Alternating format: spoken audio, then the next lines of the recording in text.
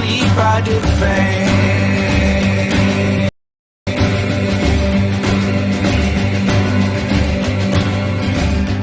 In a theater of monkeys who seem quite sane.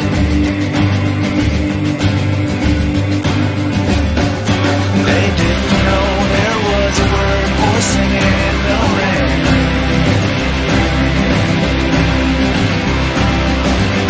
So I lay there in my coffin, trying not to soften.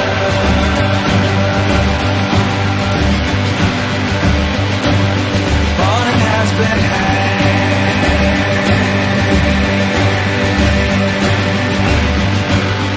Up into the mountains, it takes the train. And when it swoops back down, it makes us stop at this here time. He's in the closet and answer you've lost it, and then again. We've got plans that will write history.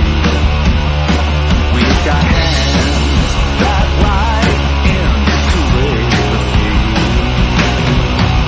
Hanging on the stage with the weight of paper, a beautiful mantelpiece.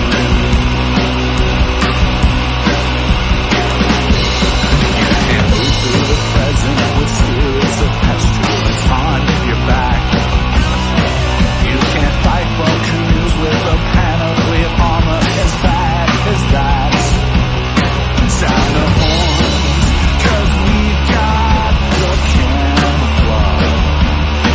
Little girl, I'm sending you off to Canada. Hanging on the stage with the weight of Uber, a beautiful man.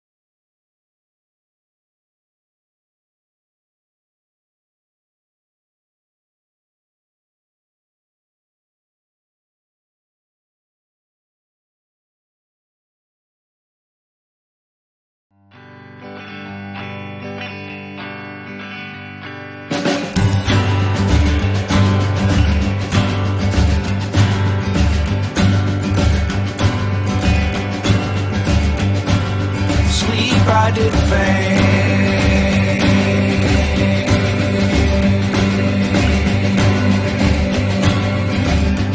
In a theater of monkeys who seem quite sane.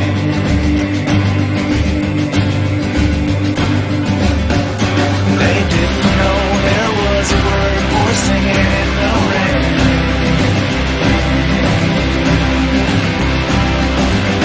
So I lay there in my coffin,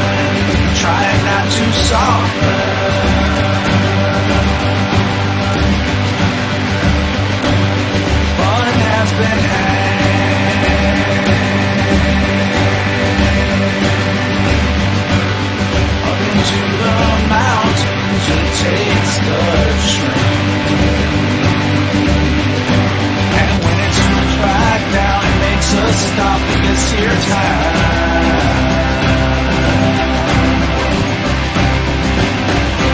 I took it from the city. Oh child, what's your name?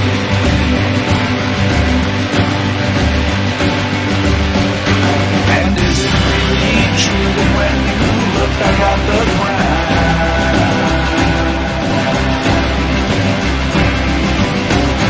you see me and Otto holding up the house?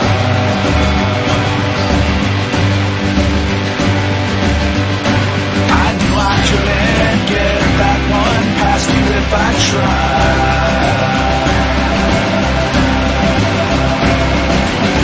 When I see you seething, it swells me up with pride.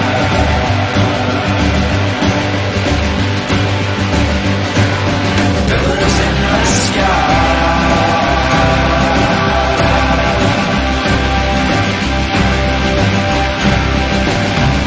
they emanate pure dissonance, so sweet and so alive.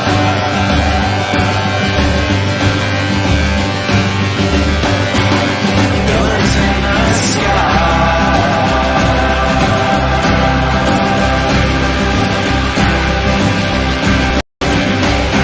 they emanate pure dissonance, so sweet and so alive.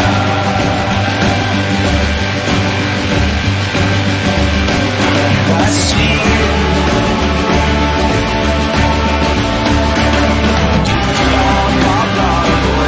Dance around your lips.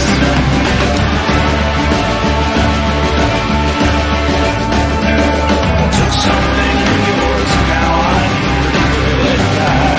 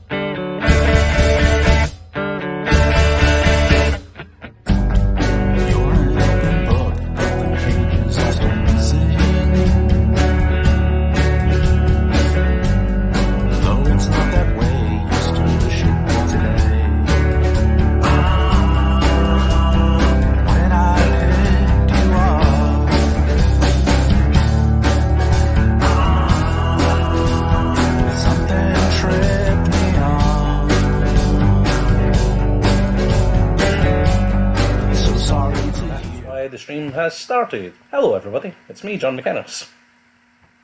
Hello everybody, it's me, John Gallagher Portero, and welcome to another Bristol Longform Comedy live Q&A/improv stream. I'm working on the title. The title is in work in progress right now. It's probably worth just making some notes up the top of the show. The stream might be a little bit choppy occasionally, like Gallagher might change location, I might change location.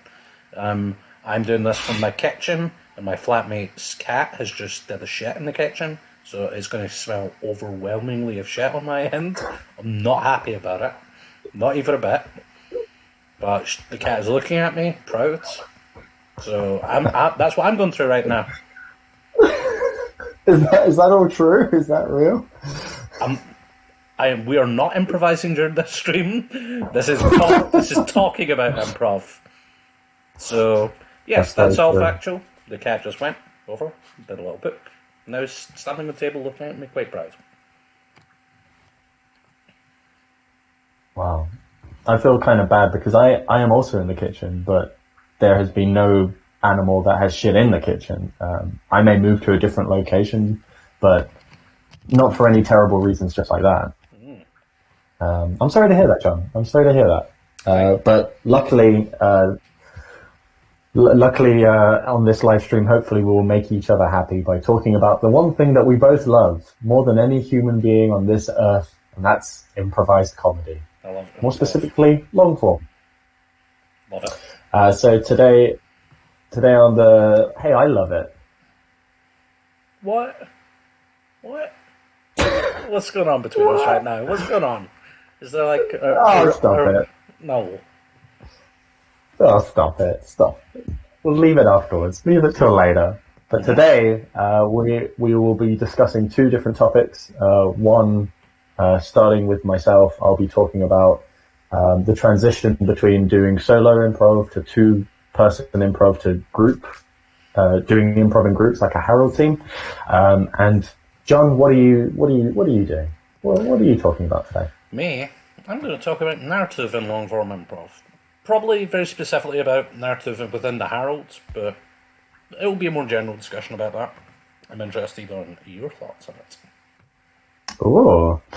And then afterwards we'll have a duo conversation. That means that both of us will be having the same conversation about one topic, which we will get to after we've discussed our topics. And then afterwards we'll do a Q&A. So if anybody is watching on the live stream right now, you are more than welcome to ask any question on the comment section. I believe it is here or there. And you can, any questions you have about improv, or your experiences during improv, or in your team, or if you're a complete beginner, we will do our best to answer it. Does that sound good, McInnes? Sounds great. Great. So, seeing as you began last week's one, didn't you? You did. I think that's true. Yeah. I did active choices last week. So with that in mind, yes, you did active choices last week. So with that spirit, and seeing as I will be moving in a couple of minutes, would you like to start narrative? I love it. I love how you were clear setting up like, oh, you went first last time. Naturally, the expectation is, so I'll go first this time? No. You went first last time, so you should go first again this time. We like continuing patterns of behaviour in this long form shit. I feel it's going to be an on-running, on-running? What's it called? Ongoing is the word you're looking for. I think I was trying to combine both words together and create ongoing and on-running. It's probably going to be an ongoing gag, which I look forward to. Yes. So I look forward to, hey, if you're in the chat, tell us how funny you find this running joke. This is the classic BLC joke behaviour of you do it. That is not that off. No, you're right. In terms of our experiences with improv. So go on, McInnes. Tell us a little bit about narrative improv, and I will interject with my own thoughts here and now. Please do. So in these kind of chats, we never really have. Actually, I don't know about you, but we've kind of discussed it. We're not really like planning out long speeches or anything, just kind of talking about like a topic that's kind of on our brain. Or as perhaps these are like topics that are kind of like more thinky than workshops usually. Like, you could do workshops on these, but this is more like talking through things. And the thing I kind of wanted to talk about is narrative and kind of its place in long form, particularly within the Herald, a form I enjoy the most. So often we kind of talk about long form as like not narrative improv. Like, the other kind of improv is narrative improv. So like the implication is there isn't narrative within long form, and that's certainly like by default can be 100% true. And it's kind of because like that's kind of one of the core things within long form you want to decouple from a bit, in the sense that following plot in long form isn't helpful.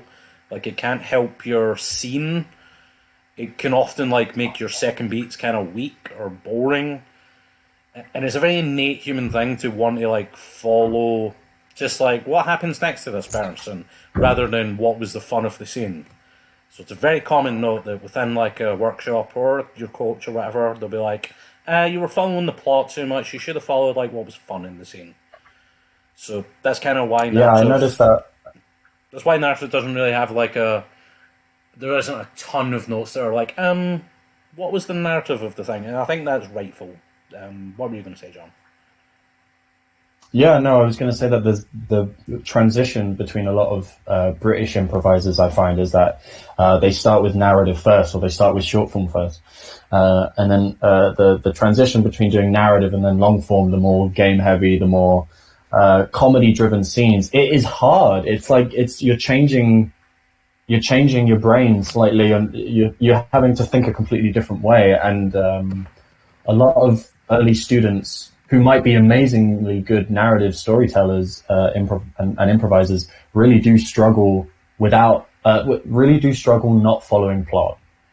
But I think it's essential. It's essential that if you want to do improv as, I don't know, not as a profession, but if you want to like keep finding new things about it and exploring what type of improviser you are, you got to try both. You can't just do long form. It's great. There's a lot of great things that narrative teaches you. I would say you can do long form and long form alone. I actually think there's like a lot of benefit to trying out other things sometimes, but I think I said last week, like, if you like what you're doing, like, you should do that. Don't feel obligated that you have to do, like, if someone's like, you should do like annoyance style stuff. If you don't like that style, you shouldn't do it. Even though I do kind of like that to some degree. I know what you mean. Like, especially starting out, maybe you should try a lot of things because you don't really have like preconceptions or anything. But if you know what you want to do, you should just do that. But in the context of... absolutely. If you feel comfortable doing one style, then just do it. Yeah. But I want to talk about narrative in the context of... You know what, it's kind of like any form, but like it comes to mind specifically in the context of the Herald. Which is the... I mean, I guess to some degree we're really just talking about like time dash second beats, or like where can you go with an idea. So like following plot is boring. However, what I would say is like thinking about things in terms of a story arc gives you like a rich amount of like base realities you can do with the context of a scene. I mean, that is most obvious when like the scene is like a particular genre, you know.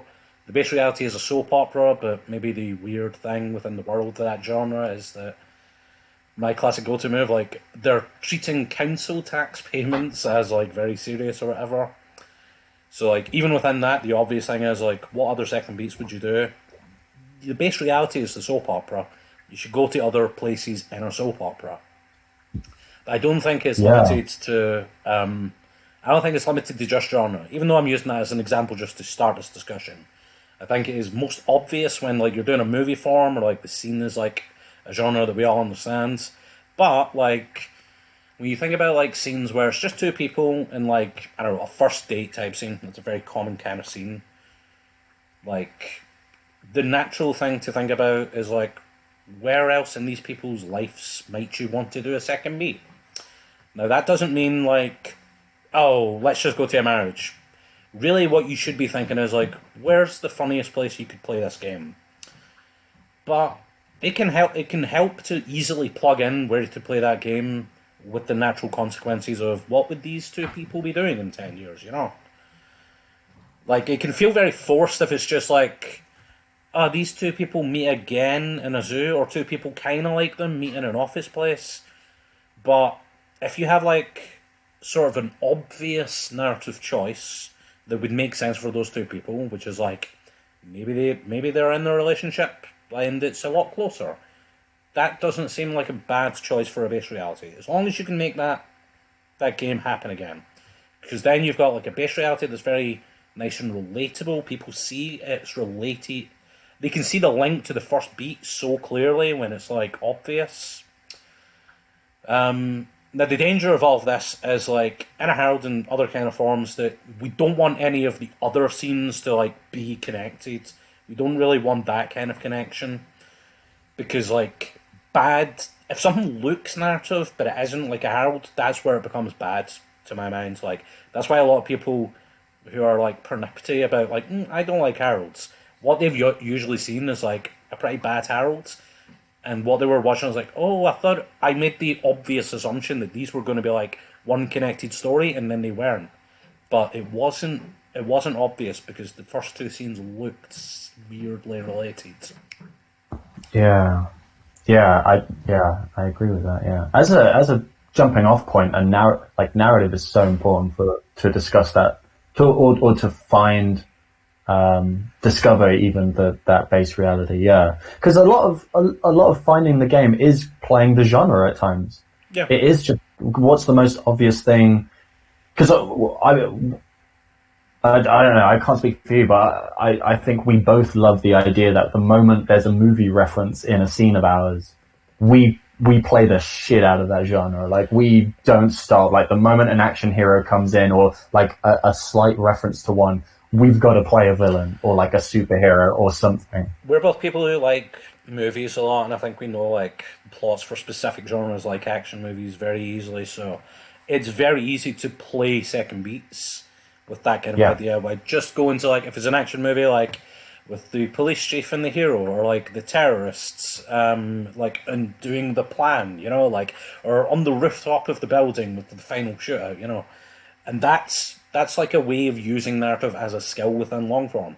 Because, like, when you have, like, other kinds of scenes, like, just two people, that's kind of hard. Like, and then you're kind of, like, you're only using kind of, like, your own experiences, which is great. And actually, the alpha skill, I would say, in Longform, like, don't get used to, like, using genre. It's like a nice skill set, but it isn't your, like, base skill. Your base skill should be, like, bringing your real life experiences into scenes.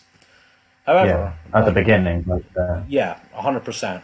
Like, but again, if we're talking about narrative, like, what is narrative to some extent?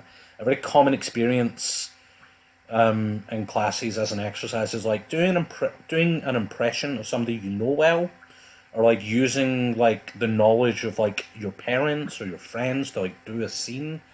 That's kind of like narrative to some extent. Like, you know the story of those people. Like, you're playing the beats of like them, but you're doing them as a base reality. And the base reality, like, you don't really need to think about it as funny. To me, that's one of the reasons why, like, narrative improv isn't a thing that I do a ton of. Like, the thing that is weakest in a lot of those shows I often find is like the plot becomes funny, and then it's just like very messy and not that good. I'm not saying that for all narrative shows, but like, that's an experience that I've had a lot. I think you can use narrative as like a tool for finding fun-based realities to play your game. Yeah, absolutely. Yeah, especially with stuff like scene painting and just looking for what the most obvious thing is. You're not really looking for plot. It's more you're looking for what is real in a sense. And it could also be a really useful. It can also be a really useful thing for like.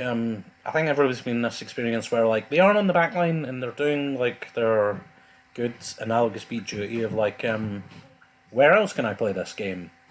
But like that can be hard to think of sometimes, and it is But like you're trying to like, it can feel a little bit like you're being asked to think a lot. Sometimes it's easier to just think, I'll just start with the base reality. It'll remind me and my scene partner of what was fun in the scene, and we'll find a way of making that game happen again. Like you don't have to like fully front load like the scene in your mind if you've got no ideas whatsoever. Great if you've got an idea, but if you've got no ideas, you kind of got to start the scene regardless.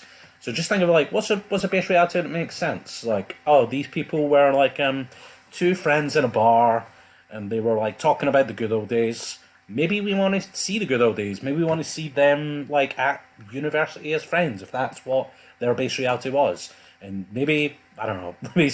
Maybe the game of the scene was like one of them thinks they should shit in their kitchen like their pet cat.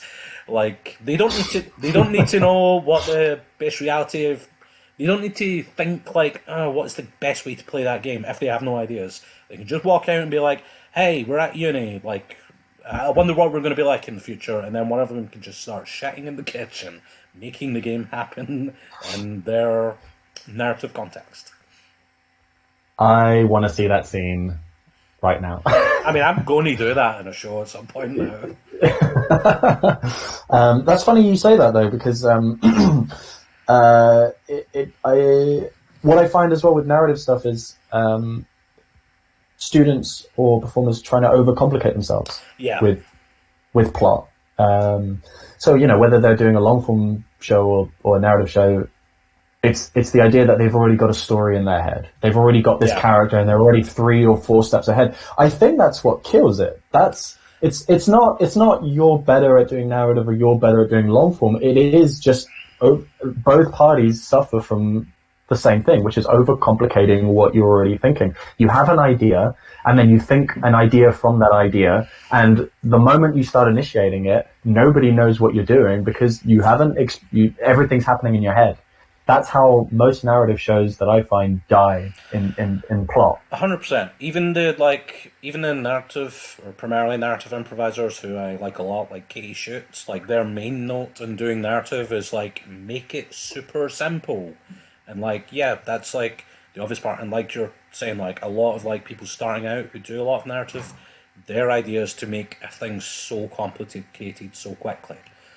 Right. And even within the context of like long form, like other forms like the mono scene is like fairly narrative-y to some degree.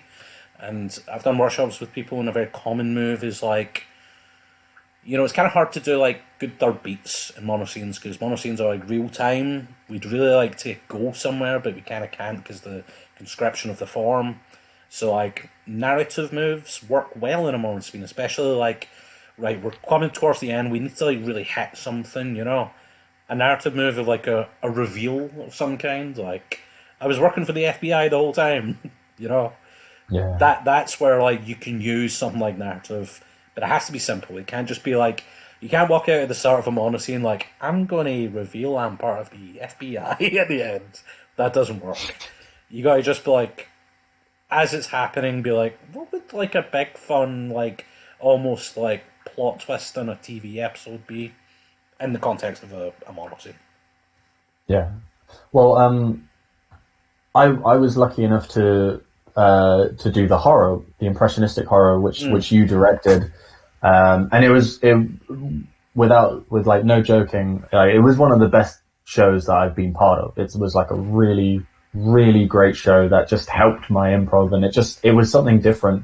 Would you say, seeing as you directed it and you introduced it to so many people, would you say that the impressionistic horror is more a narrative show that you've done? I think it's like it's definitely the biggest combination of like narrative and long form that I've done or been involved in.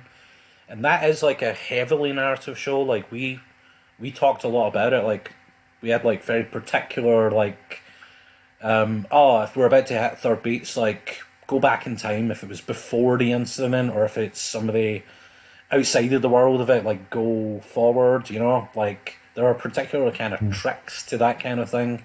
And that was very much from like, and there's like certainly like thinking about the narrative as like a whole piece for an ensemble. Like like all like stories, like we want main characters, we also want like people in the world and people like kind of like in between, like people who know the main characters but aren't in the main story.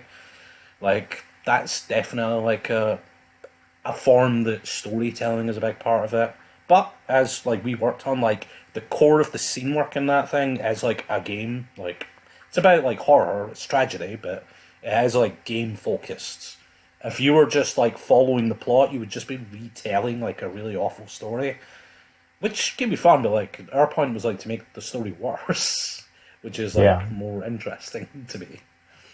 So for people who don't know, the impressionistic horror is follows a very simple, the very similar structure to the Herald, but instead of following the game of the scene or like what's funny about it, we follow what is horrific about a certain newspaper article from that day, a certain something terrible, something horrific, and it wasn't played for laughs, it was played for dramatic effect. People cried. That was good. Yeah. That was the first time I had an audience like cry and be proud of it. It felt like it was like realistic. I've been to a lot of shows where I felt like the audience are like kind of putting on the show if their emotions were like, oh, like they don't give a shit. They just like, it feels like they have to say that. But it felt like people liked that show. Like there was no Oz really in the horror. It was like, and that was your mission from the start. kind of, yeah. That was kind of one of the starting points. But yeah, like you still in long form, the core is like making the scene work, not thinking outside of that. So you should focus on like a game, some small repeatable pattern or like something like that. Which if it's comedy, then comedic. If this is true, what else is true? But like once you start looking at like more than one scene or other shows, like narrative does play some part, especially in choosing what are fun based realities you could play. Now, I will always say, like, if you're doing long form, you're not like done it for a long time. My advice is like just stick to analogous second beats. That will make you good at game, and game is like one of the foreign skills you have to get used to, because like being funny is hard, and like that, like asking that question, what would be funny here, is like something you have to get used to. If you're not like a born with funny bones person, which only 0.11% of the population is, you got to get used to that skill. But if after a while you're just like, all of my first beats are like a date and the second beat is just like an interview with my boss, like that's just like a very classic analogous thing. Maybe you want to like try something more experimental or interesting, like using narrative skills. A very classic tip that was given to me by Michael Burns years ago, which I still use a lot, is like work, life, and play. Like if we see these characters in like either work or like having fun or like with their family, the other second beats could be like those patterns. And that's just like a very generic template for like the narrative of most people's lives. Like they go to work, they hang out with friends, and then like they do something fun. Like it's a nice little template. Yeah, that's a good. Yeah, that is a really nice template. Yeah, there was another one as well, which was if you're finding the philosophy of a character. If you have a character who's a very clear deal, like a very clear philosophy, a really good tag is to put them in a place that they would hate. Yes, I do love that a lot. Yes. Yeah, just it shows that it's coming from a place of pain, which is pretty good for comedy. You need to have a little bit of pain in comedy. Super helpful, especially if it's like the first second beat, because like it's clarifying so much what we find is funny about this. Yeah. Because then after a couple of beats, you could, a very fun exercise that I've done is where I think you've done it with me too, where like after a couple of second beats, you want to put them in places where it's like kind of there's no challenge and almost you're giving them what they want. And the whole point of that is like you want them to find a problem with it. Like if it's somebody who's like, well, you know, here's the kitchen. We've put the toilet there, just like you asked. You know, I have no problem with this. Go ahead. If my character was this, like, I want to shit like a cat in the kitchen, then this isn't gonna stop. This is the example we're going to use. Yeah. I would have to find some realistic way of like using that cat behavior in that scene, I'd probably I'd probably be like, did you let other cats in here? Like, I'd find a way of like branch away from like the cat poop stuff. That's a nice little sort of little conclusion for it, because what we're basically talking about is focus on the characters. You don't have to don't focus too much on, well, you can if you want to, but I mean, like, something I found easier, is don't worry too much about the plot that much. I mean, Yes. the plot will come from the characters. Yeah. I think the characters will drive the story, as most stories do. They're driven by characters. But also it could be used in long form. Just find those character deals, find those philosophies, because that's where the comedy is going to come from, and that's what the story is going to come from. Yeah, as long as your choices are simple and truthful, like, you don't need to worry about anything really. Like, the plots can be like complicated when it's like a movie, or a movie form. But then, like, you're just like trying to remember real movies. You don't want like a complicated thing. If it's like a real Harold scene where it's like ostensibly two people in the real world, like, there could be complicated situations in the real world. I'm not saying that isn't true. But if you make a very complicated base reality, then it's going to be harder to play than like anything else. And the whole point of the parallel, to some degree, which I've talked about to other people, is like it forces you to do simple scenes. Like, if you have a complicated scene in a Harold, the second beat's going to be so hard, you're almost immediately doomed. So doing that form forces you to make simple and fun scene choices. And some of the best comedic sketches in the world are very simple. So that's why it's a fun form to use. Awesome. Yeah. All right. I think we'll conclude that there. Yeah. Right? So, yeah. It's a nice little conclusion to it. I like that. Talk to us, John, a little bit about solo to two-prov to three-prov to team-prov. Teen prov and then adult prov. I said team. I heard team, and I'm going to use that suggestion. Okay. So with This improv is barely legal. It's the best time. Well, it's very similar to what McInnes, you said at the beginning of your topic, which was, I don't have anything written down about this. This is just something that I was thinking about recently, which was I think we spoke about this in the previous stream, which was, I'm more, I find solo improv to be easier, well, not easier, but I find it much more, I find it much more comfortable to do that than other improvisers, speaking to them. And it just got me thinking, like, how do I play, and how do I respond to, or how do I perform in a solo, two-prov and a Harold team, which is something that I've performed in a lot. Is the cat doing something? No. No, I thought the cat turned on the lights for a second there. So with solo, you can attest to this, McInnes. It is very, it's quite scary. It's a little bit, Yeah. you feel a bit anxious doing solo improv, and I think I started it. I only started doing solo improv because there was nobody else to do improv in my university town. So I was sort of forced to do it. And it did start kind of like the first couple of shows I did, they were like really nerve-wracking. There was like, even when I started doing stand-up as well, I felt the same way. It was just like very scary.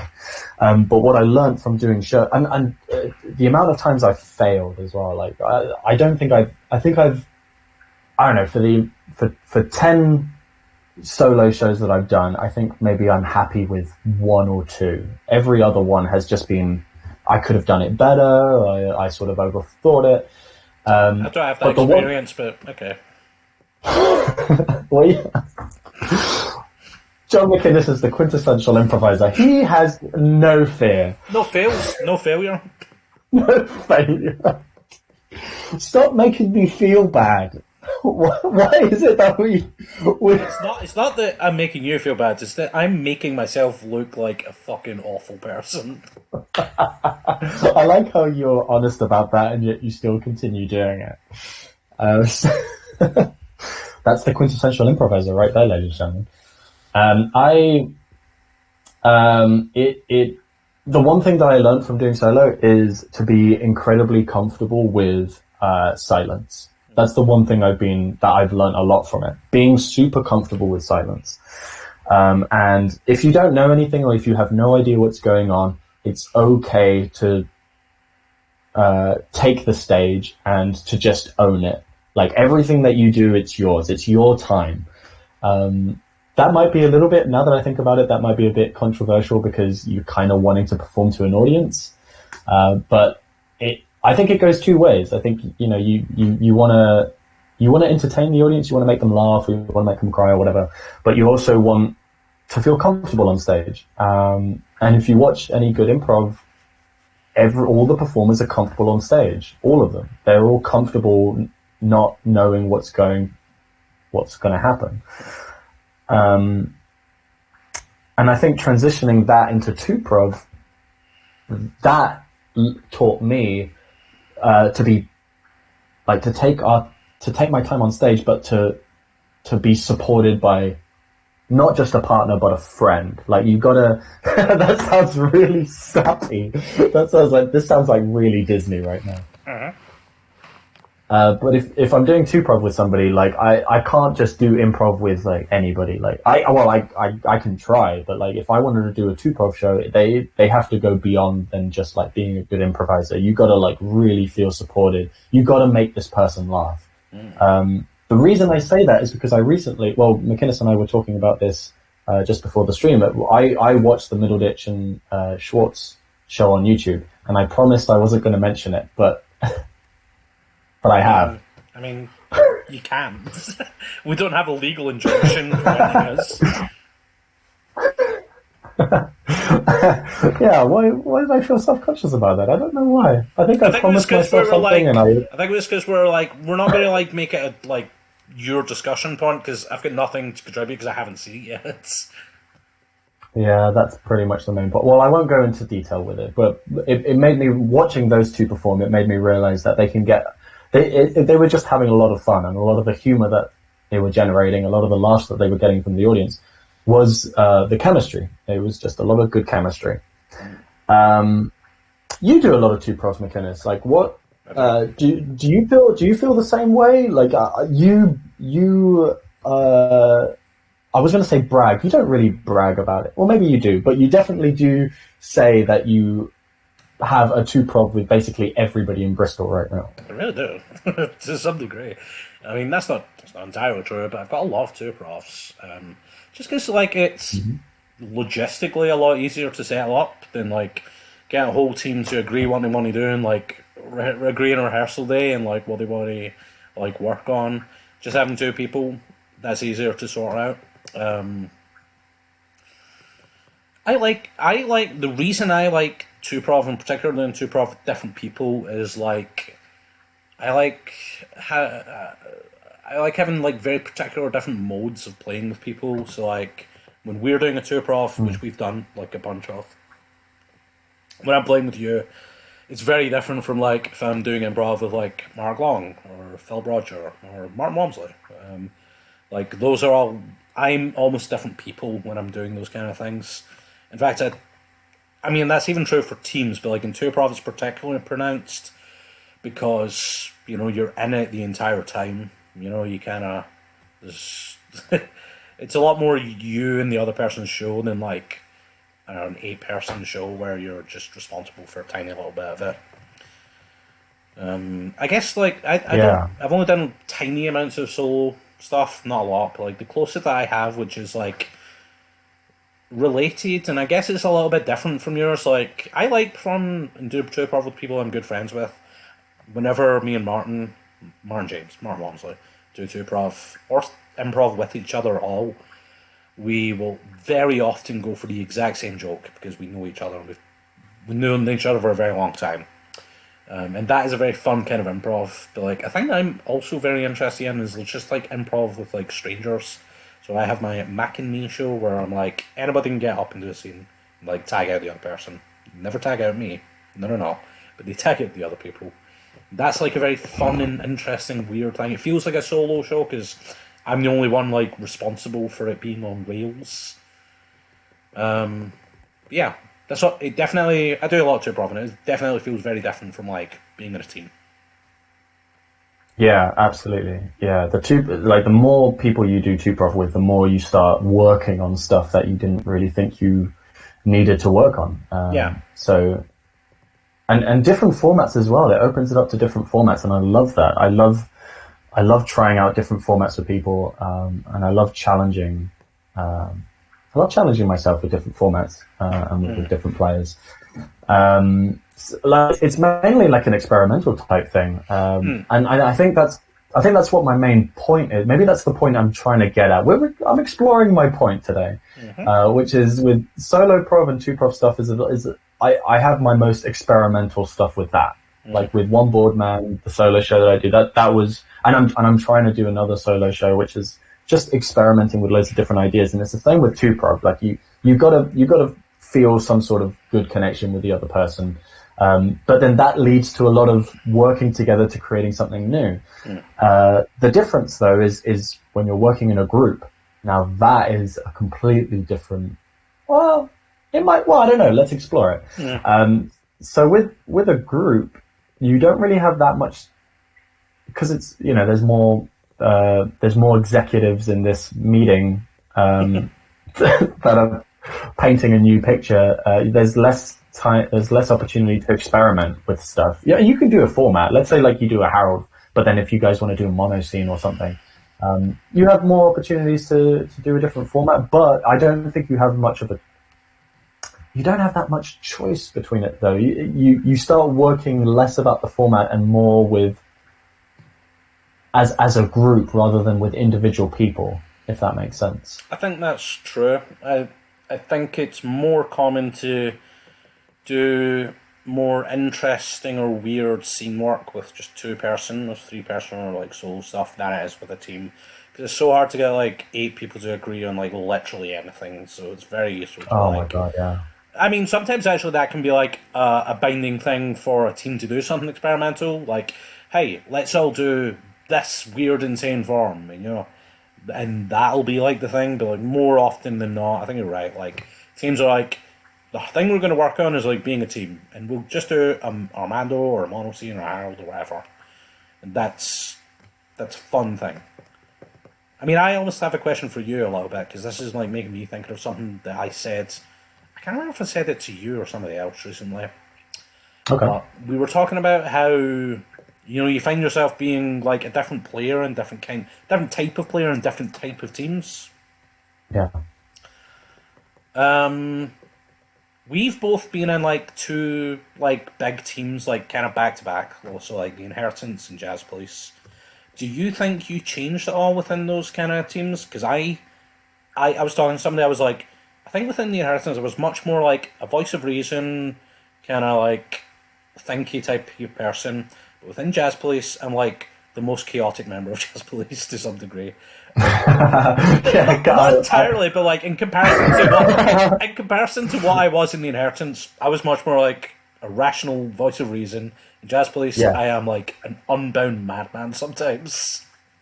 Yeah, I think it's because we fall into that category of we fall into the category of categorizing the members of our teams. So when we were in the Inheritance, there were already the big physical characters in there that we didn't feel we needed to be.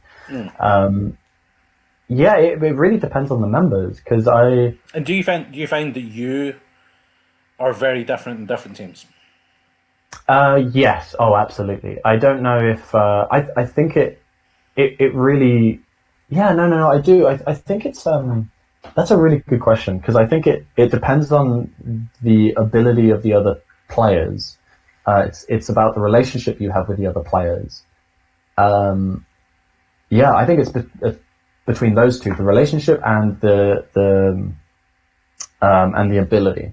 So, for example, with Jazz Police, like we do a lot, and with the Inheritance, we do a lot of. We've done a lot of shows that I would consider like some of the best shows I've ever done, with the best players that I've ever been with in Bristol. So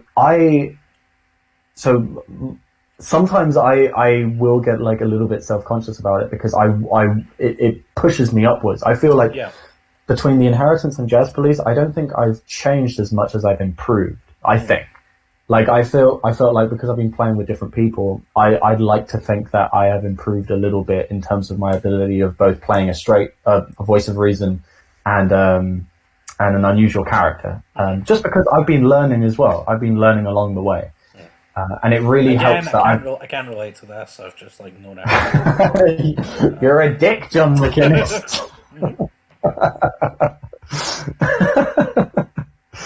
I think with performing with different people though, it really helps. So like you with the Inheritance, I think I was performing with a lot of big physical characters, and then with Jazz Police, you're with a lot more robots. You're a lot more thinky people. And then you sort of put yourself in that category. It's like you're sliding into what type of character am I going to be. But in contrast to that, I think this is going back to narrative stuff. If I'm in a narrative show, sometimes I'll guest or sometimes I'll perform in a narrative show. Like I am so different just because I think and this is a big thing. I think I have less stress about it. I have less responsibility. So if I'm guesting in a show, I don't have any responsibility with the team. But with a team, with a team like Jazz Police, I feel like I am definitely I'm part of the team, and my name is part of the Jazz Police, the Jazz Police brand. But if I'm guesting in a narrative show that I'm only guesting in, like I can take more risks. Definitely not to try and do bad improv, but I feel like I don't have to think that much. I've discovered a new thing about myself. But I think that's the perfect combination. You want to not take that many risks, and you want to have a lot of fun, but you also want to, take it. You want to do the best that you can. Yeah. And I think it really just depends on the relationship I have with people. So like if I'm performing with friends or I'm performing with people that I admire, I'll get in my head a little bit. But if I'm performing with like really good improvisers, but I know I'm not going to be coming back next week, I know I'm going to have a little bit more fun with it. Because I might not know them. I might not know the improvisers, and it just helps me out a little bit if I'm a little bit more in control of what I'm doing, if that makes sense. Yeah. Yeah. What's your take on it? You think you've changed a bit from the Inheritance to Jazz Police? What was the question? You asked it. It was if you think you've changed a lot between the two big teams that you've been in, the Inheritance and Jazz Police. Yeah. Yeah. Like I was confused because I was like, that was a question. That was the thing I said. Like, yeah. I don't think it's. I mean, actually, it's maybe open to other people's interpretation. I think that's true for me, at least. Do you feel like you've changed yourself between those kind of teams? As an improviser, or within like your role within the team? Oh, my role within the team. Because I think I'm like much more of a wild card than I was in like the Inheritance. I'm a Jazz Police wild cards, and I think just with the roles within the team, what people tend to do. Maybe I'm just finding excuses for being a wild card, but like within that team, it feels like I kind of have to play this role a little bit. It honestly changes every time. It honestly changes. Like it definitely depends on my mood. Before a show, it really just depends. If I'm feeling, I think with every show I do, I think the one thing that I consistently try and do is be myself and be confident in my ability, and that's what I consistently do. Whether it works or whether I accidentally make a bad move, that depends on the show. But I think the difference between Jazz Police, a team that I do more than a team that I just guessed in is that I will feel worse if I make a mistake in Jazz Police than I would in a guesting a show. Yeah, yeah. If I make a mistake in a guest show, I'll still feel bad, but I won't feel as bad because I'm in a team with Jazz Police that I admire and I like I like all those improvisers and I'm good friends with them, so I will care more about it, I think. Yeah. Again, I can relate to these kind of things, but I understand. Because you're an improv robot, John. You have no feelings. Except for when you say them on stage. I just do perfect scenes all the time.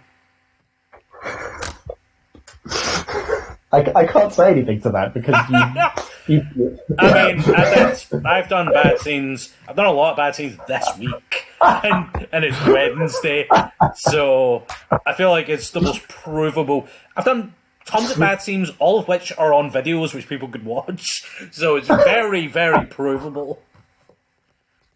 I think that's the best way to get is to destroy. Well, no, the best way to attack John McInnes is by telling him that he's very good, and then he'll open up about doing terrible scenes in shows. That's true. That's true. It's a good move.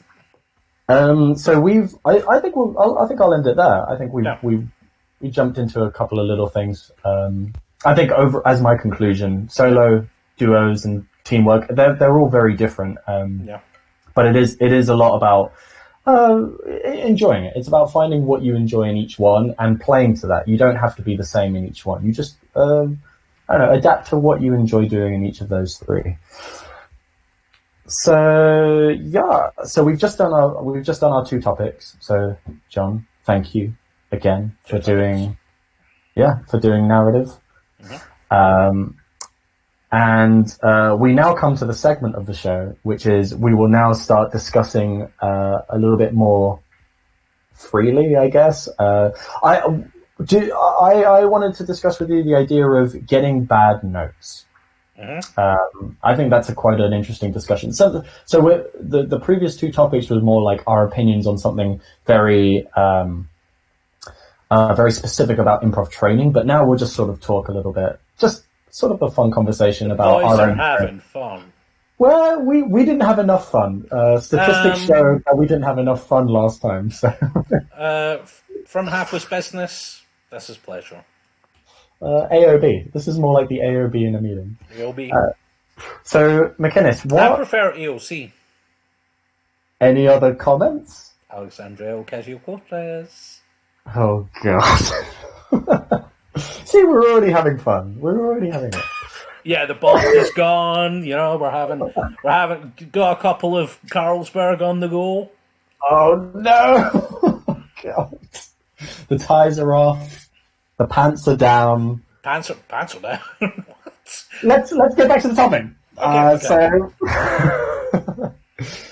So what's been, if as a student, what's probably been a note that you've been given that you haven't agreed with, or something that you've disliked? Yeah.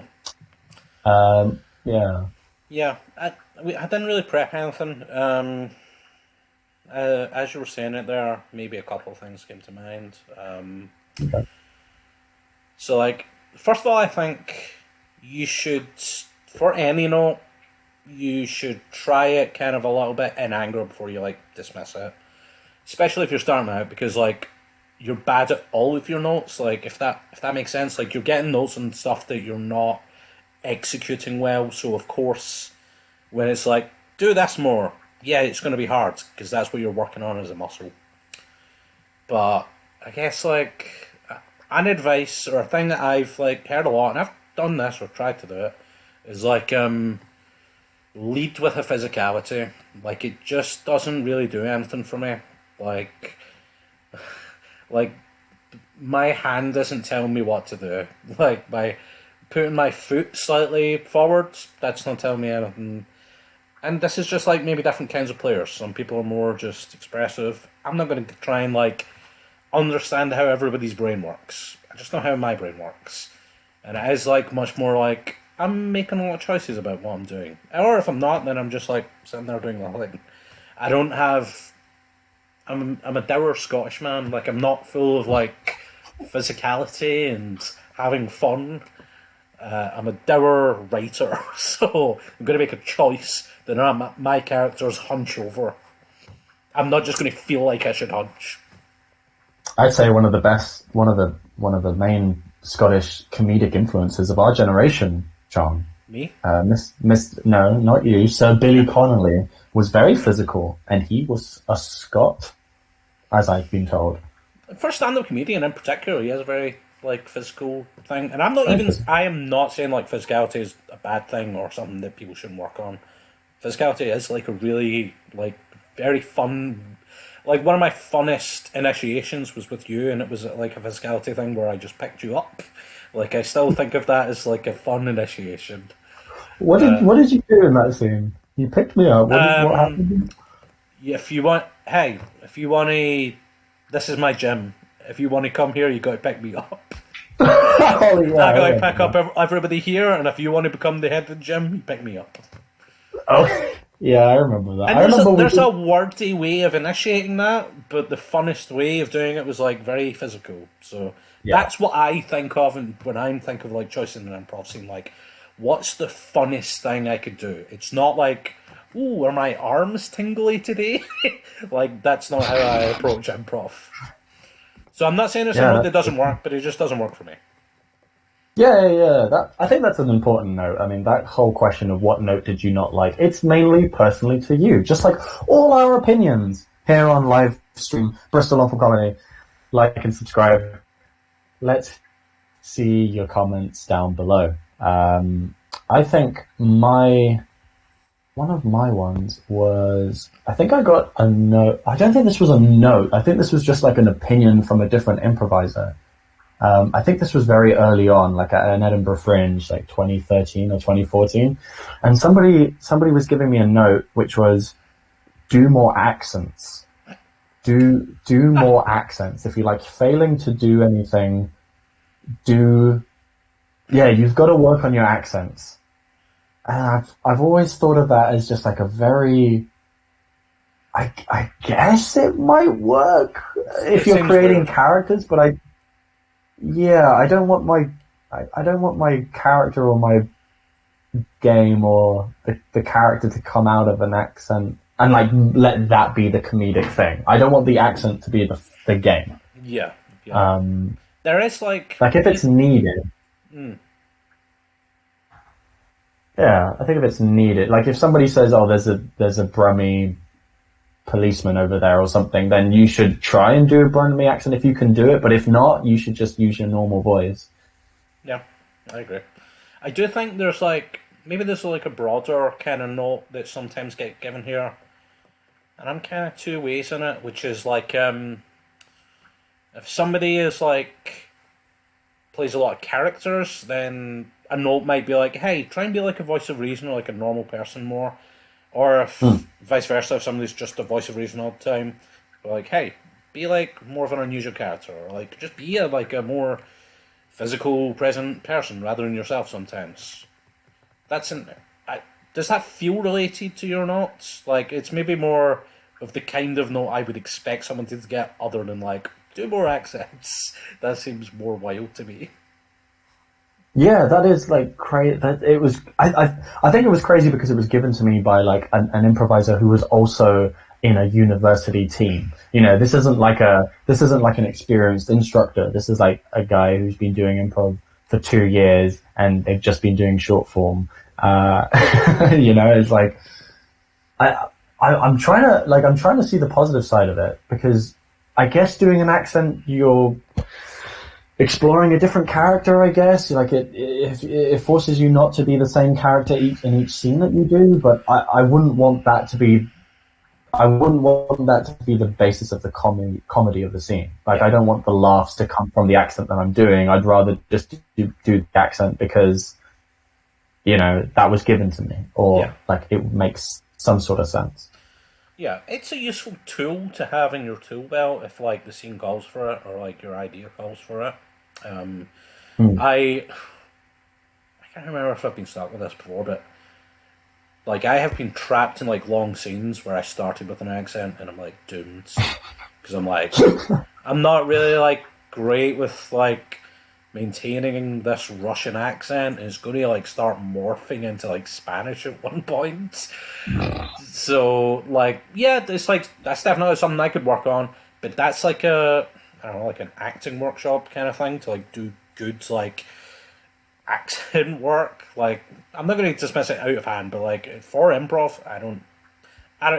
Whereas the note that I was kind of talking about, I can see that people might do it and it works for certain people. For yours, Yeah. I would be like, don't listen to that person. Would you ever go to an actor's workshop? Yeah, I'm interested in it. I also almost went to like a Meissner workshop thing a couple of months ago. Like they're doing like a month, or they were doing, I don't know if they're still doing it, but they were doing like a weekly drop-in thing. That was interesting going to. Just because it's not like a skill set that I have a background in. A lot of very good improv performers, a skill they have is like being able to act, and like working on that as a tool would be useful. I haven't seen any accent workshops. Maybe one of them will pop up. I don't know. I haven't done it yet.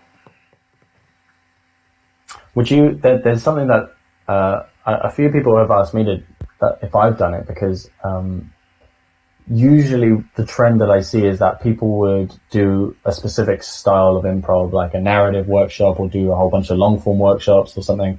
And then they would, if they enjoy it, a lot of people would go into other different types of improv. Like somebody would do like a short form thing, or somebody would transition from narrative to long form, or vice versa. And the one thing that always gets asked, or something that always comes up, is doing a musical workshop. People have asked me if I've done a musical workshop. They're not saying it because they think my voice is good. They're asking me just in general. Yeah. And I don't think I've done like little bits of it, but I've never taken a full musical improv course before. And I don't know, this is an interesting question. Should you, as an improviser, an improv comedian who's definitely taking this way more seriously than everybody else in your life, should you take a musical improv workshop? Not if you don't want to. Like, I've done a couple of them and I kind of find it fun, but like, I mean, it's just like a particular kind of show. It almost would be the same. To me, it's almost the same as like, oh, you've got to do a genre workshop. Like, okay, that's like a particular kind of improv, like where you perform like an action movie or whatever. But like, if you don't do it, that's also like fine. Like, it's a very particular skill set that you might never meet. I think that's the thing. A lot of people see musical improv as like the next step. I think especially in Britain, it's definitely the next step ahead because of the success of Showstoppers and a lot of great shows around the UK do it. Yeah, it's very successful, especially in the UK, even just outside the UK, like Baby Wants Candy and stuff like that. Like, yeah, baby. It's a successful form, evidently, because like people are like, it's not just great. Musical improv shows are great because like it's doing good scene work and they're like coming up with songs, and like you can convince people to pay money for a ticket because it has a band or like a pianist at least. But I personally have seen more musical improv shows where like it is impressive, but like the scene work isn't that great, and like I think the audience wouldn't like the audience would find it fine, but like it would be grating to see after a while. Yeah, it is a very specific type of genre, which is the way that I've seen it. So if somebody asks me if I've done a musical workshop, it's just like I'm not really. It's not something I would do. It's not a show. It's a musical show. Is not what I do. It's like asking me, would you take a action movie Harold work course? I was like, well, I guess I guess I would because I like doing the Harold, but like it's not something specific to me. Like I'm not just specifically wanting to do. But you know what? The reason I bring it up as a question is because a lot of people have said, and I believe them, that there are a lot of skills in the musical improv workshop or course that gives you a skill set that is useful, a very useful skill set. I think, but I guess, yeah, true. like you said before, I guess, like you said, it just depends if that person really wants to. Well, I guess that's a. Oh no, wait, that is an interesting question. I'll say this. I don't think there's anything you'll, apart from like a little bit about spontaneity and support, but like, I don't think you're going to do better scene work for having done a musical improv workshop. Right. I don't think it'll like help your scene work in a massive way. I mean, there's some things that it could help, but like you could do that with regular scene work. It's not more advanced. I'd say from what I've heard, it's a narrative. It practices narrative.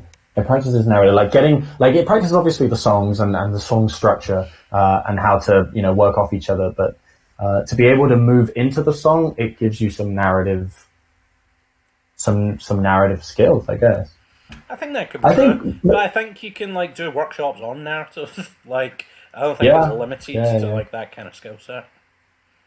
I definitely don't want people I don't want people who like don't like doing musical improv to be like, oh, I wish I liked it because then I could get better at improv. You can be great at improv without having ever done musical improv. Some of my favorite improvisers are terrible at musical improv. Yeah, absolutely. Yeah, I think that's the thing that sort of struck me as like a little bit weird, is that musical improv is supposed to be like the next tier up. It's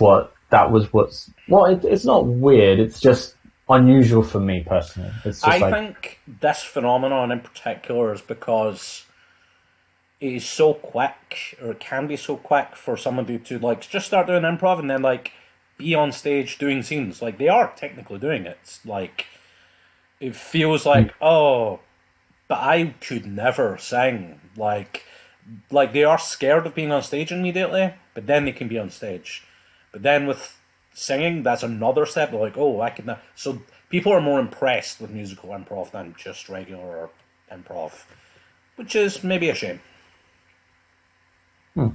I think what is definitely adamant is that we could probably do another live stream where we get a musical improviser in and just talk to them about it. They'll probably give us a much better in-depth analysis of what musical improv is. Yeah. And the important part is, like, on the recurring a lot of this is, like, if we wanted to, we could be the best musical improvisers in Britain. Isn't that true? No doubt. Like, the only reason we don't have a two-prov musical, like, team is because we choose not to. It's not because like we couldn't do it. We could easily do it. I'd feel bad for teams like Showstoppers. I'd feel bad for the Olivier Award-winning Showstoppers. Not at all. They're good people. Yeah.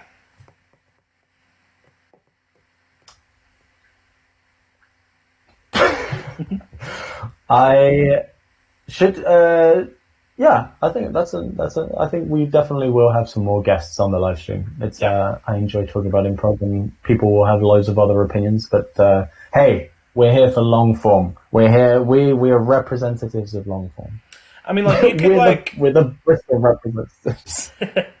I mean, you could also like. That's a real different thing. I think you could be like a great improviser without having done like a mono scene. Like you could be great at. it. You've never done that as a form. And that is like a kind of very impressive form. Especially if you haven't seen it, Like, just a well-done mono scene is like a particular different thing from a Harold. But I don't think I would be like, you got to do a mono scene. You think you're, good Harold, do a mono scene. Yeah. Some of my favourite people that I've performed with have never done Harolds, or have never done any types of different. I've never done forms. They've just done, we've just fucked around, and they're as funny as people that have been doing all this, like teachers who've done all the formats. I think it's time to answer some questions, don't you, McInnes? I've got some A's if you've got some Q's. I've got some Q's and A's if you've got an ear to hear. Count them. I don't have any cues. I'm not on the stream, and I can't go on it right now. So I'm going to leave it up to you to get the questions. Well, fortunately for you, is we have no questions. That's good. except for one, there is one question which I'm very thankful about. But we knew that this was going to happen, and in the event that there were no questions, we would ask each other some questions that we have already written down that we haven't seen. So I say we answer this question, and then we answer one question each. How's that sound? That makes sense. All right. So this first one, which is given to us on the live stream, is by our good friend Harry Day. The lad's lad. He is the lad's lad. If you're the quintessential improviser, Harry Day is the quintessential lad. Harry Day asks, what about guesting in non-narrative teams? Just guessing in like a Herald team? Experiences guesting in non-narrative teams. I guess, what are our experiences with that? He also has another question, so I'm very thankful for a second question, Harry. But let's answer this first one. What about guesting in non-narrative teams? Have you ever done it before? So I kind of like have a floating guest role within my old Glasgow-based team, Couch, and I'm doing a lot of that now online. But like whenever I'm up in Edinburgh, I'm in it. If I can go in Glasgow and it's like their Herald night, I'll sit in. I don't have a ton of other teams just don't ask me on, so I don't have a ton of experience in it. I guess I have stepped into a one or two teams occasionally. I often think it depends a little bit on like what the relationship you have with that team is a little bit. You know, whenever sometimes I watch like really famous great improvisers and they'll sit in with a guest team, and I think they know, and I am also thinking like you're kind of like you're not the headline act, but like you're like very big in the improv world, so you kind of have to do a little bit of the show. In other words, like if this was just a regular person on a scene, it might be like they're steamrolling, quote unquote. But in reality, they are like the headliner, so I kind of want them in every scene, and they know that. They know they kind of have to turn up in a lot of the scenes more than they might do in their regular own team. And that's a version of being a guest that I've done once or twice, but it is rarer because I'm not that. I think much more frequently if I'm a guest, I really don't know a lot about how other people play, so I'll probably end up supporting. I'll go out in the first scene because that's the thing that I always do. I'm out in the first scene, and I'll probably support it. That's my default strategy. I'll go out in the first scene, but I'll support whatever the thing is. That'll make me. I kind of know a little bit about the person who's coming out because I know they're somebody who initiates the first scene. That is like a big. You need kind of a lot of confidence to do that. So if I'm going in there, I'm like, oh, this will be fun. Like they'll have something. They have a lot of confidence in it because it's the first scene, and this will be fun. After that, I can just kind of like at least check out what the other people are like in the team. Yeah, I agree. Yeah, being a supportive, being in a supportive role, especially in like a jam, like it's very similar to being in jams. It's like if you're in, if you're in a, if I'm in a team, if I'm guesting in a team that I don't really know, I will support, but yeah, I'll have a lot of fun with it. Like I'll take more risks, but I'll try and play a supporting role. I think, you made a really good point. If you know the person, if you know the team, if you know people on the team. If I know people on the team, I will take more risks. But because I'm guessing in it, so I will take. I'm gonna have loads of fun with it, and that's not screwing people around. That's just like I don't know. I will probably go out more. I won't. Yeah. I won't think so hard about what the next thing is going to be. I think I've done I've guested in short form stuff before, and that's always like quite did. So it's always very nice to do that sort of stuff. I too will do anything. Shut up, John. This is my plug. Give me my guests. Give me my guest slots. Do you remember when we went to Edinburgh in February and we went to the Edinburgh Improv Festival and then the whole of Jazz Police jumped in the jam, but we were all in different jams and we were all, that was so fun. We were all in every very single fun. scene. Yeah. Yeah. Every single team member in Jazz Police jumped into every scene. We didn't like bombard anything. We were just sort of just the main people. It was awesome. I thought it was very fun. It was really fun. Yeah, it was really fun to watch that. Shout out to Mickey Baker for being for being called up in every scene and not knowing what was going on, just because the initiations were very weird. Yes. That was great. We do have another question from Harry Day. Okay. Yeah. Harry Day asks, would you be more nervous before guesting with a great team and tough audience, or below average team and great audience? What would you be more nervous to do? Guesting in a great team, tough audience, below average team, great audience? Tough audience, I'm more concerned about. Tough audience for me, because, they're a great team, so I've got a lot of trust in them, but the audience overpower us, they outnumber us, so, it's going to be a harder thing. Below average team or whatever, I'll just say it's a newer team, or they're more inconsistent in their shows. If it's a easy audience, or even just on board audience, it's an easy show. I've been in that situation a little bit where I'm this fucking show is shit, but you guys love it, so I don't care. I'm just I'm judging my own moves so hard. I'm this is such garbage, but you guys seem to love this guy who poops himself, so I'm gonna have at it.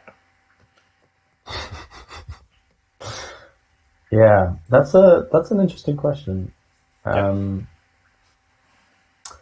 Below average team, great audience. I think I've been in that situation as well. I think I'd be more nervous if I was in a really great team. If they were a bunch of people that I really respected, a bunch of teachers, and I was asked to be in a team with them, I'd be a little bit more self-conscious. Yeah, I think I'd prefer the average. The newer team, or the team that I'm not familiar with, because I'll have a lot more fun, and I won't think about it that much. And if I'm not thinking about it that much, I'm having more fun. If I'm having more fun, I know I'll be doing okay. Yeah. I'll be going back to the basics, which is what you need. If I'm overthinking it, then I'm overthinking too much of the game, and then I won't do it as well. Yeah, I think I did. You know what? When you were saying the below average team, the newer team, I was going to disagree with you. I was going to be no, I prefer the great team. But I think yeah. I love great teams, obviously, but just the second you said tougher room, I was I don't want that. I'll take the challenge, but if it's an option, let's say there's you, John Gallagher, or a Guardian, and you stand before two different rooms, and one of them is I get to perform. Actually, you know what? This is kind of hard, because I was about to put names on the team. I was going to be a great team like Death by Ruru, and then almost I was actually, I'll do that. I don't care what the audience is like. Yeah, I was just thinking that. That's why I was disagreeing with you at the beginning, because if I got put in a great team, I would feel so happy to be put. I think it depends. It depends on what great team means. If it's just a team that I know who are good, they'll actually they'll be fine. But I don't really care too much about that. But if it's a team that I think is amazing, I'll put amazing as the category. I'll do that for the opportunity to play with them. I'll do it.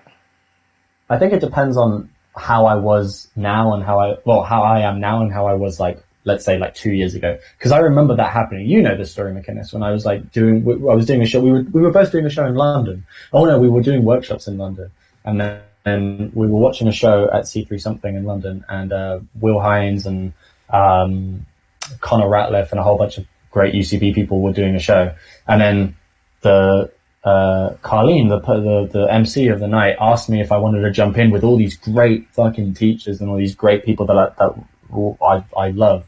And I said no to it because I was too nervous about it. I think if I was given that opportunity now, like today, I would say yes. I would say yes now because I'm a bit more confident with I'd take myself. I would take that opportunity. Yeah. I think it depends on how hard the room is and how much I want to play with those people. If it's just like a good team, and it's a frosty room, I don't really do it. If it's like performers that I think are great, like Will Hines or anybody else, I'll be like, yeah, I'll be on stage with them. I don't care if it's a bad gig. A part of me is now thinking like maybe that's a bad idea because they'll be like afterwards they'll be like, you fucked that gig. I'm like, oh boy. But I think I would. I think I would just do it.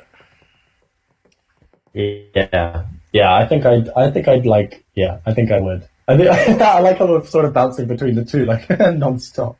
The most important part is that I think we both agree, like a below average team, like I almost love performing with them. Like there isn't like a team that's bad enough that I'm like, oh, I hate this. Like even if I'm in a team with people who are like true despicable, deplorable improvisers, I can have a lot of fun in that team. You can't make me not have fun. Yeah, no, I agree with that. Yeah, we both would, we would both play with the scum of the improv. If it was like we'd play with anybody. A team where they just pimp each other into doing anything, they deny everything. I would have a lot of fun, especially if the audience were like into it. I would just do it back, and it would be fun. And I would be this is garbage, this is terrible, but whatever, this is fun. Yeah, I'd still find fun in it. Yeah, that's true. We're gonna do one more question. So this is a question that was a discussion that no, I thought. So do you mind if we do one more question? I felt like I was just one more. Bulldozing. Just one more. Okay. So this is a conversation that I was having with a couple of people. The idea of group games. Some people in the community are making it sound like this is a taboo subject. Yeah. There are some people that don't. There's some people that don't like group games. John doesn't like group games. Name them, shame them. So there's some people that don't like group games in Harold's, and maybe in other formats, but more obviously the Harold.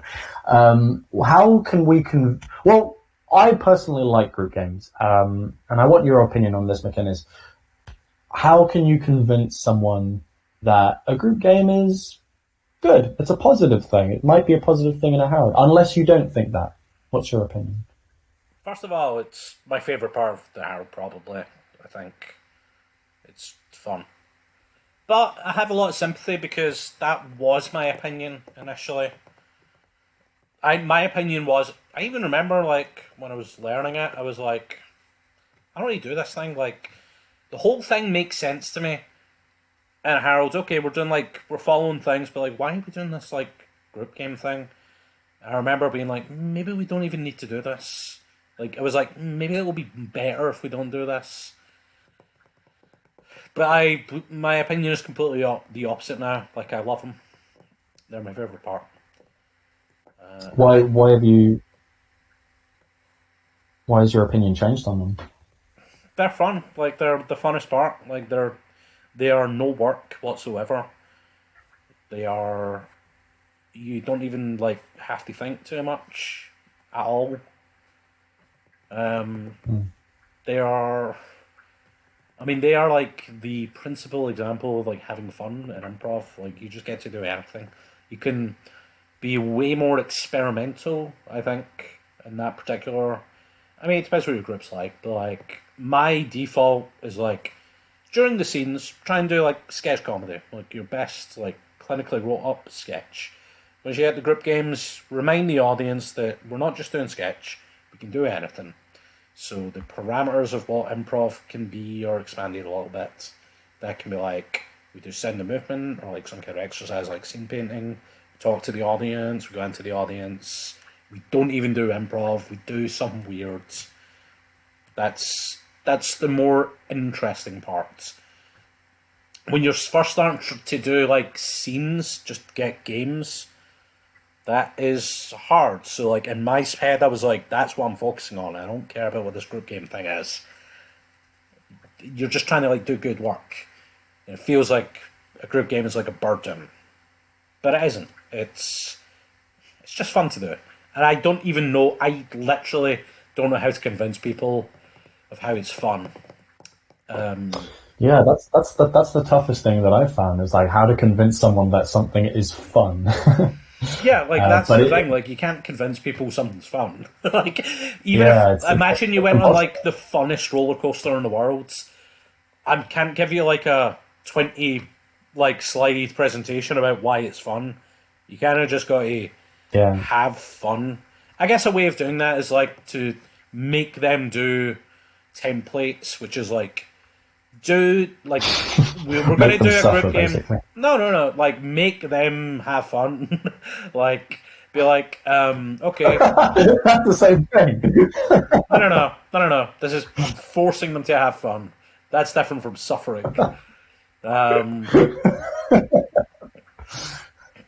I'd think of something silly or like weird, and I'd be like, okay, for this rehearsal, all of the group games have to involve leaving the room, the whole audience, like everybody, or something like that. Or all the group games, you have to talk to me in some way, and I'm playing John McInnes. Like, I'm not an audience member you can fake talk to.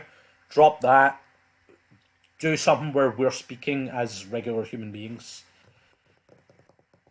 I don't know how to like explain it as fun. It's just like it's super fun to do. Yeah, I think it clicks when you sort of it has to happen in a moment. Like it clicks when everybody is doing everybody's sort of just connected in some way. Like they do a group game and then something clicks that everybody is involved in, and then you sort of come out of it going, how did we do that? I think that's when it clicks, and I think people who ask the question or people who don't like group games haven't had it yet. Yeah. But we will force them to have it.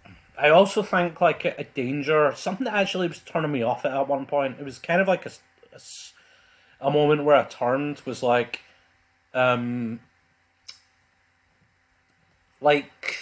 if you're getting bored of like templates, you should stop doing it. Like we early at a Harold show we did a Harold with Alan Starzinski, and we did like everybody in here both times. The second time we waited a long time before we even initiated it. And I remember being like, I hate this. Like, why didn't we just do anything else? Like the second it started, I was like, this sucks. We're just doing another everybody get in here thing. And then after that, I was like, we should just like do anything. And that was when it was starting to become fun. It sucked when it was like, oh, I've got to do this template for everybody get. It should be a useful template, and there's lots of useful templates you can use. But it can probably feel bad if it's like, you've got to do this. Yeah, like a template is good for when you're practicing, but what it sounds like, what you're saying is, it really started to click the moment the whole group just agreed on something, or when they start agreeing on something in the moment. Yeah. Well, I actually one of my favorite ones was the cowboy one that we did at the that was very Edinburgh very fun Improv Festival. That was one of my favorites. Yeah, it's. I think it really helps. Like, I think this is probably true for other shows, but that show in particular, that moment, kind of helped show the usefulness of a group game, because it was like first beats were fine, but it wasn't a great show until that point. But that was really fun and silly, and like the second beats were a blast after it. I think it was because we did a really good group game. Like if we'd done a bad group game, the second beats, regardless of our ideas, wouldn't have worked. Absolutely. Yeah, that's a really good point. Yeah. Yeah, a group game can really elevate it. A group game is just, it also ties things together. Do you remember when we did a macro scene workshop and we did It was with Lydia Hensler, and we did a macro, and it was one of my favorite things, which we sort of, it all took place in like a daycare or something, like a play center for kids. The Mad Max one?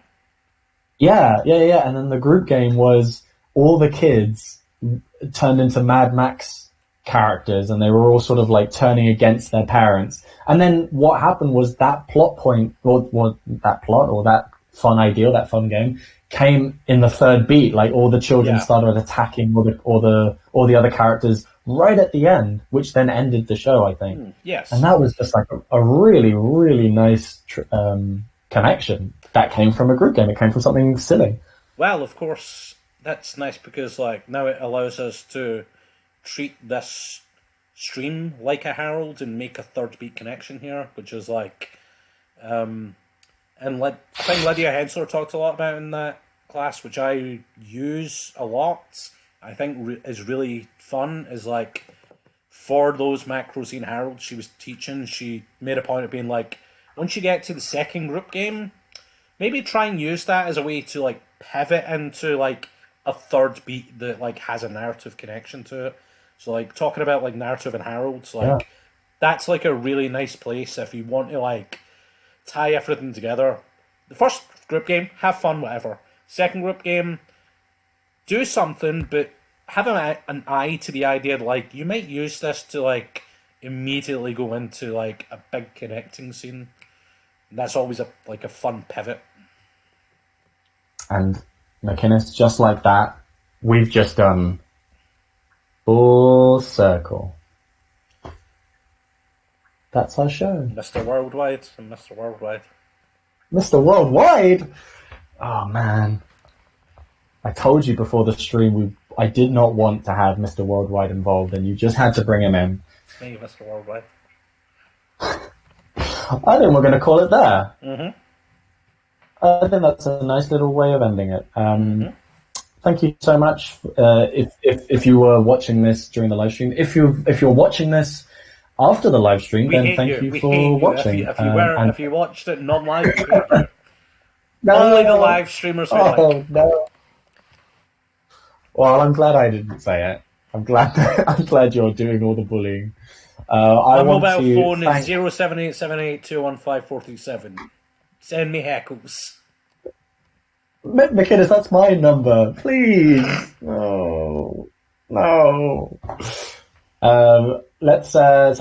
McInnes, thank you for joining me, or thank you for joining us today for this live stream.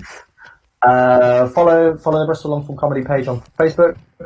Go to our website. We have blogs that are written by myself, McInnes, and the other teachers that we have in the school. And we'll be hopefully back next week with more questions, more topics, and hopefully more guests. Bye. Bye.